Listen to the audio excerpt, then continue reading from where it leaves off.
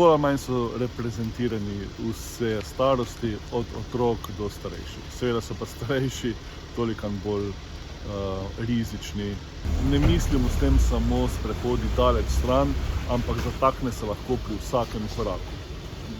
In ko starejši padejo, so zaradi svojih bolezni, osteoporoze, seveda veliko bolj rizični, da si ob tem kaj zlomijo.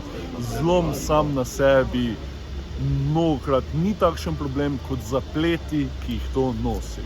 Enkrat, ko se starejši pacient postane nemobilen, težko pokreten, je zelo težko ga spet aktivirati. In to je tista stvar, ki ima veliko bolj daljnosežne posledice kot sama zlomljena kost.